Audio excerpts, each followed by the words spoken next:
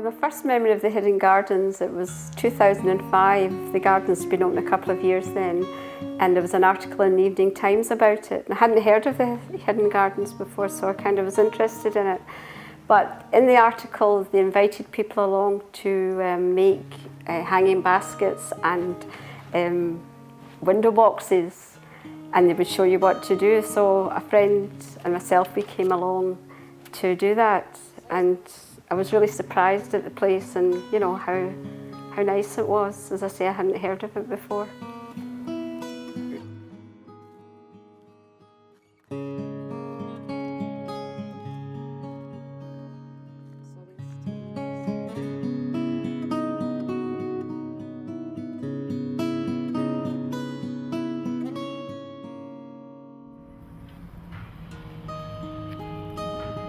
My favourite part of the gardens is the wildlife area. It's an uplifting feeling you get, you know, when the whole garden's in colour. Obviously all gardens are nicer when they're in bloom, but especially the wildlife area. And it's really colourful, so that's my favourite part.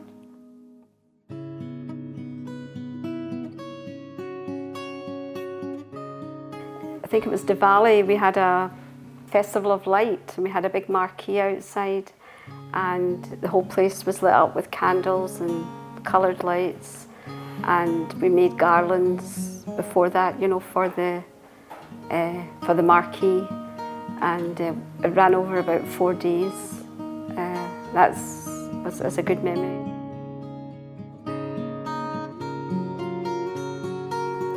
It means a lot. I mean, as I say, I came in 2005 and I haven't left since.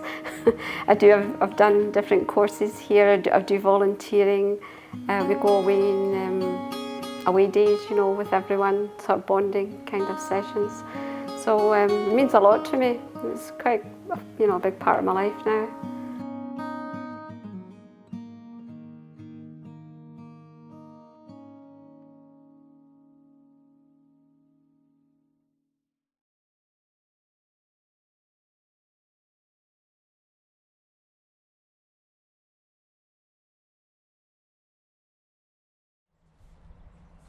My first memory was when we walked into it. It was a new space locally, and it was just so tranquil and lovely just to walk around. I like up where the trees are, and the books with the wood telling you the different types, because I find it's quite a tranquil area and you can just sit and think.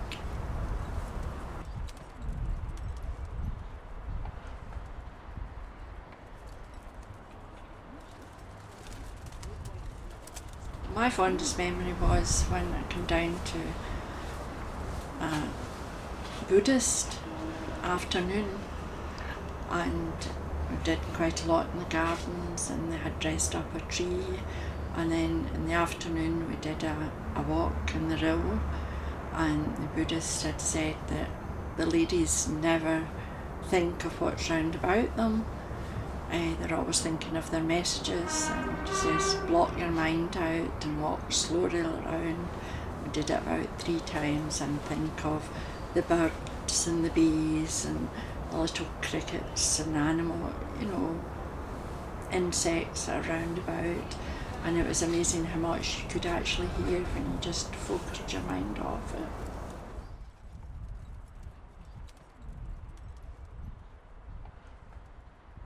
I find it's a very relaxing place to come down and just come around and see what they've been doing, new planting. I've got the new wildflower garden and the apple trees in the walls and things like that. It's just lovely.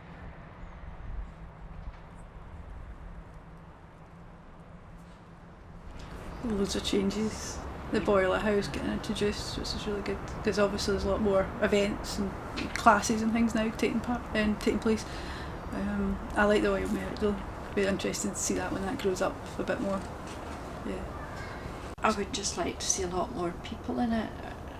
I find it's quieting down quite a bit, and it was very good when the Paralympics was here and we got the torch and that, and you know the disabled dancers were here, and it was just a lovely day. But I felt there could have been a better turnout, you know, of the local people.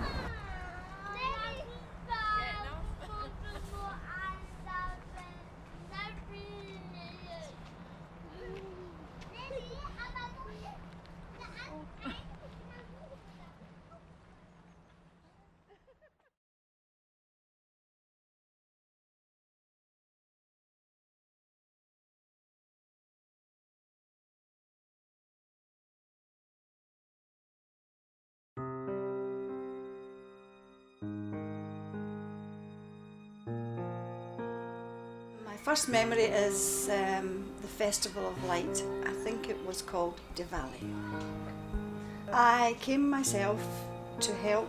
They were making garlands there was a marquee out in the gardens, and they were making garlands.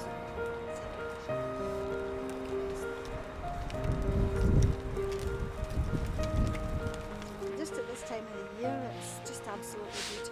The colours, and it just makes you feel bright just to come along here and look out and see this.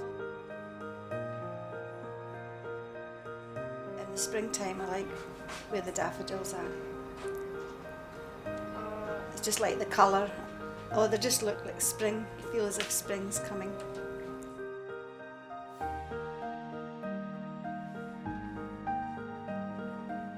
Well, to start with, the one that I liked the best was when I came the first time and I met a friend Muriel. She was really the inspiration for me coming to the gardens, but unfortunately recently Muriel has died, but she was making the garland with her and St Tom inspired me to come to the gardens in the first place.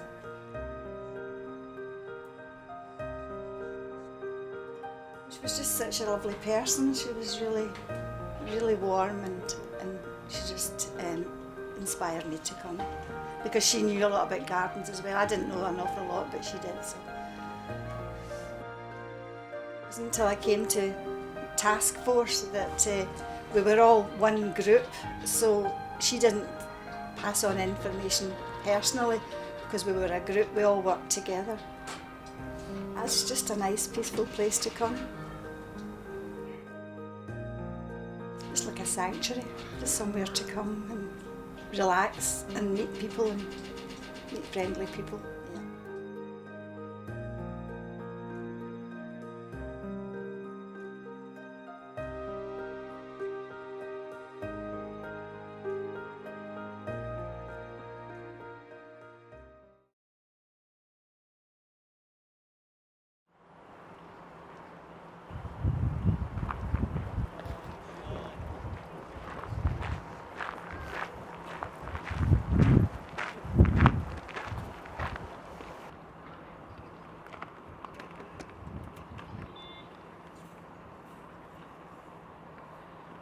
I came here for my therapy session due to head injury sustained. I went on another volunteer emptied the 2 beds that were here before, which took us all day up to 6 o'clock at night. The staff had been long gone, but me and the man were still working away.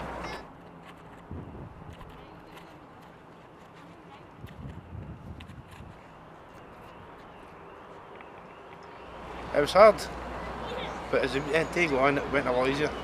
You get used to it. I've already had a lot of shoveling and lifting.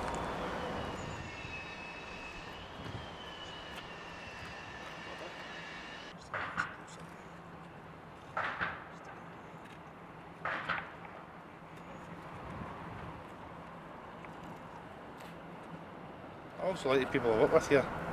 They've helped me a lot in my life, and I feel obliged to help them as well.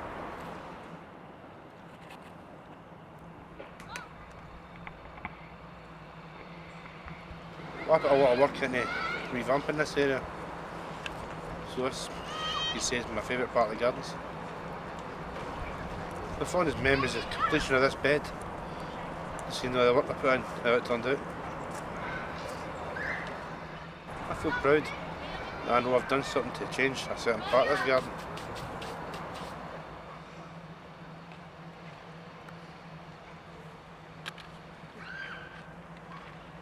It means everything to me. If I didn't have this, I'd be sitting in the house doing nothing in my life.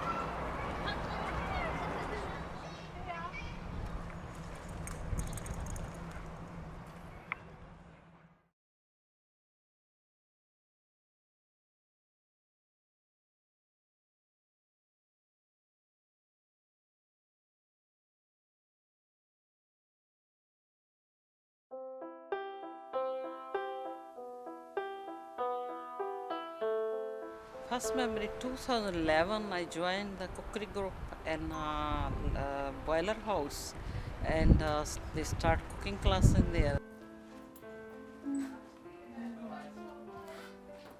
Just like it, I like cooking. I like baking, cooking. This is, I love it. Gardens, I like herbs and things. I always like looking them and try to use them.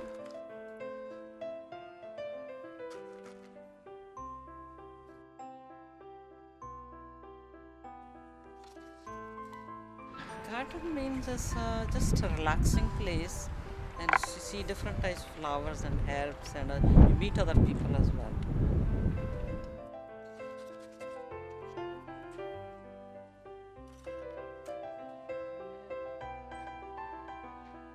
Yeah, as a garden is every year they try to bring new flowers and new herbs in it, and you see them and they're growing and amazing, you know. This place should be keep going, and people can, young people can learn from these, growing flowers and herbs and things, so they can use when they are growing up. Maybe they don't realize now. Maybe they come up to 40 or 50, then they know all these herbs and flowers and things. Makes a big difference in your life.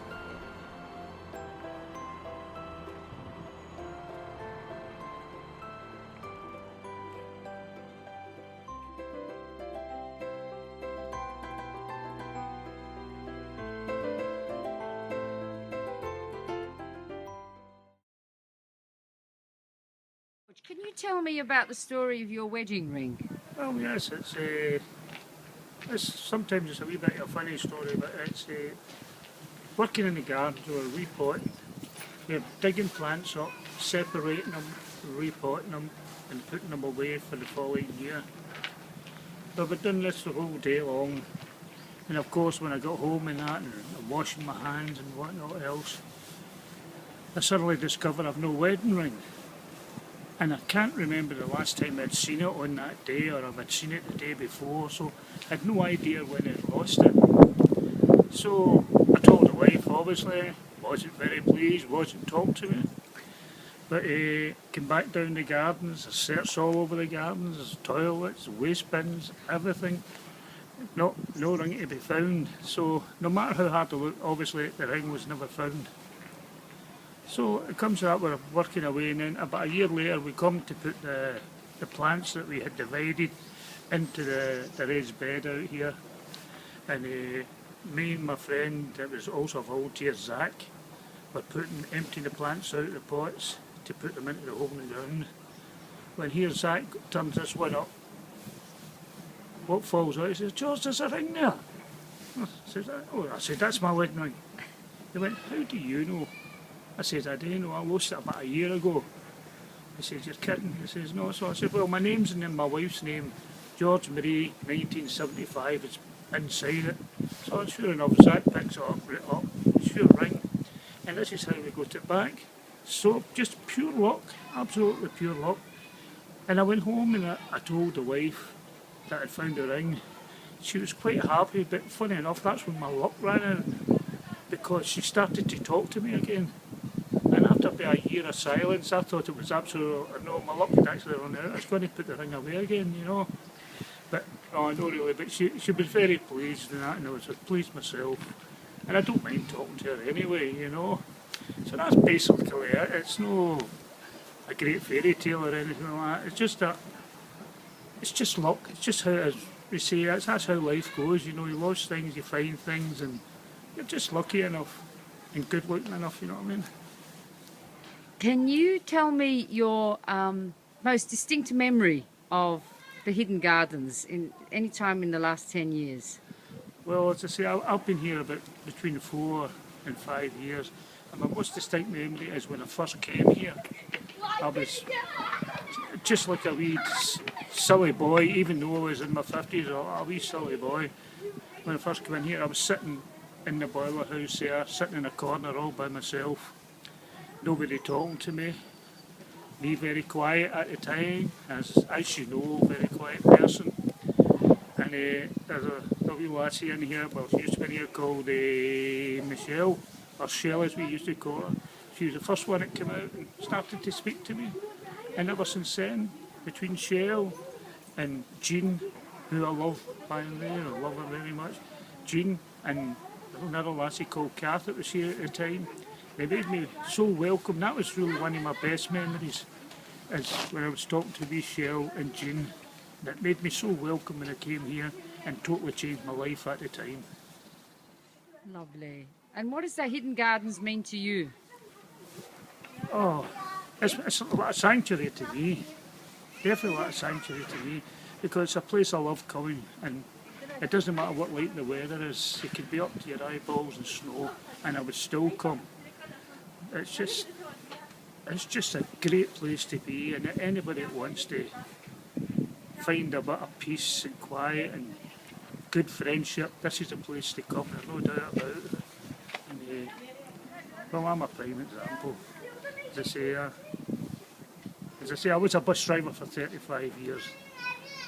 And I wish I'd found this 35 years ago. This is absolutely a brilliant place. Oh. Right, back to you. That's lovely. Thank you very much, Giorgio. Thank you.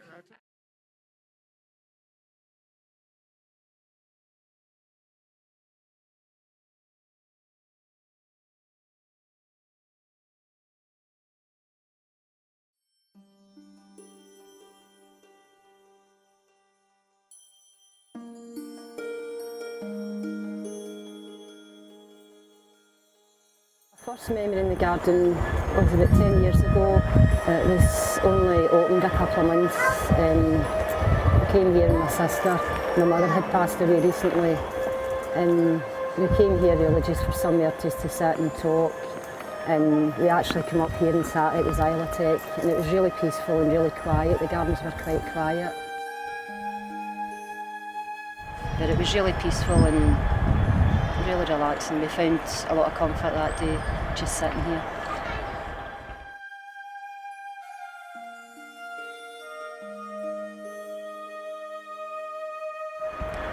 Well, the view from the Xylotech is amazing. You can see most parts of the garden, and you can see the old tramway, and you can see the new parts of the gardens. You can see most areas from here. It's a really, really good view. The ginkgo tree is at the centre of the gardens. It's from Africa, and they're quite endangered now. And it was planted when the gardens opened, and a lot of people come here just to photograph that tree because it's really, really nice tree. It's very important to the gardens.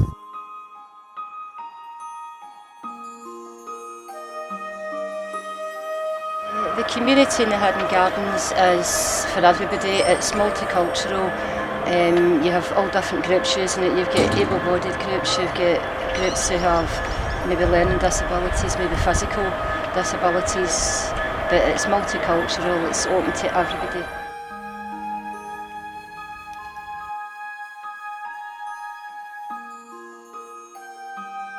My experience in the gardens, I first came here 10 years ago and I never came back for a long time. I was quite ill, I had a lot of illness, and I was advised to come here to do voluntary work.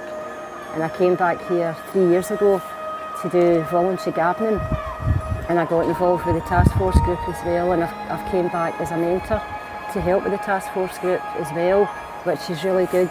So I've became involved in quite a lot of different activities in the gardens in the last 3 years.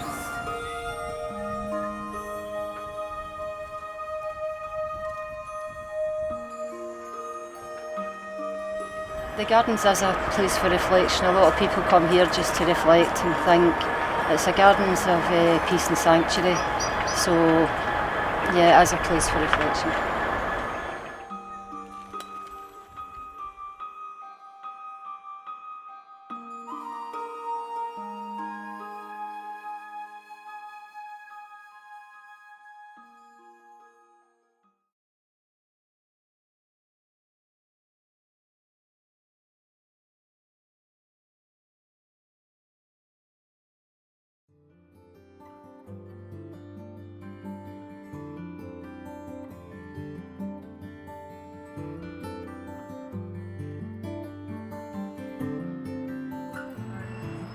First memory of the garden is when it first opened.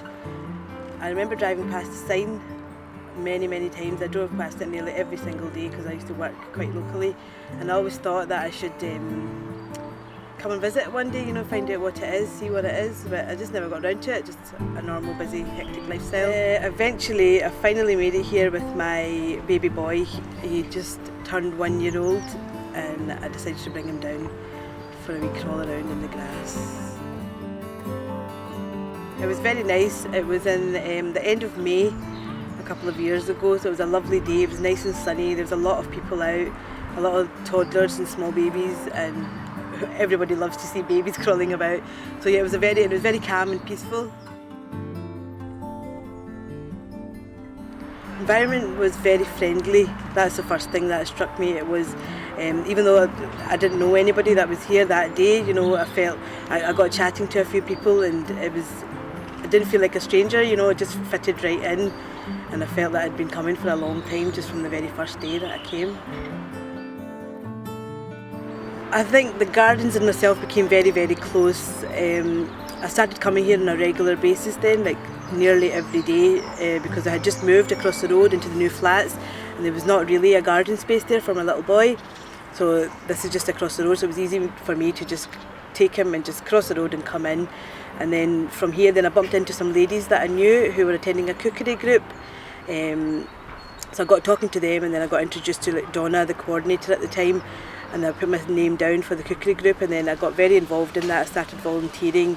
I did that for 2 years, and did a lot of cooking, learned a lot, shared a lot of experiences, did a big project last year, and I even went out for a tour of Scotland for 2 weeks as well, cooking and learning a lot of stuff. So that all stemmed from that first visit to the gardens. If I hadn't come that one day, that probably would never have happened. So our relationship is very strong. I'm very fond of the gardens.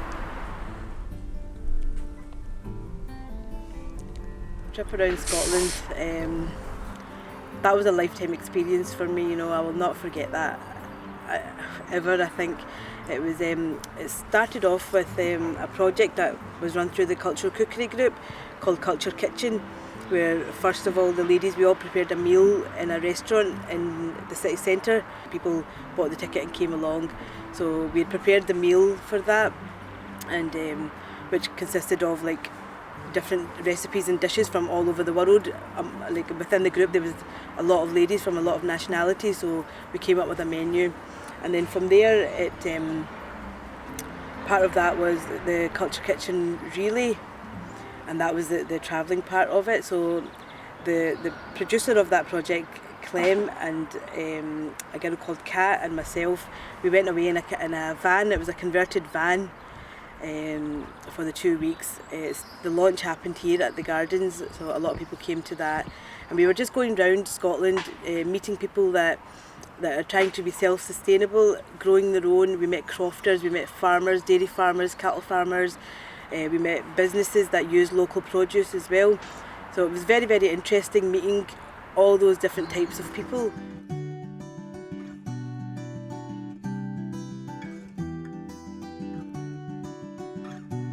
Why is it called the Hidden Gardens?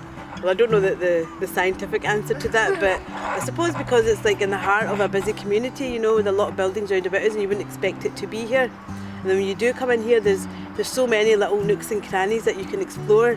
There's so much. I mean, one of my favourite is, I think, right just behind me on the left, which is, I don't know the name for it, but the tree, that the fond memory of that is that's where my son first climbed a tree. So I'll always remember that, and I'll bring him back when he's older as well, although he still does it. He still comes here and climbs that tree, but I'll tell him that was the first tree that you ever climbed.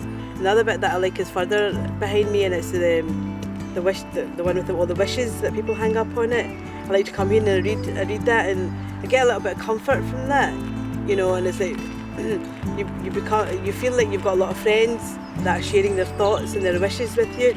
And I've put up a few things up there as well. Sometimes if you're going through a hard time, or even if you're going through a happy time, and you want to share that. You want to share, not always the bad stuff, but the good stuff even. You want to share that, so it's nice. And if somebody's put something happy up on that tree, then other people will read that and they'll get some joy from that as well. I feel like it's a kind of lifelong bond now with the garden, and I really do imagine myself in like 20-30 years to still come here.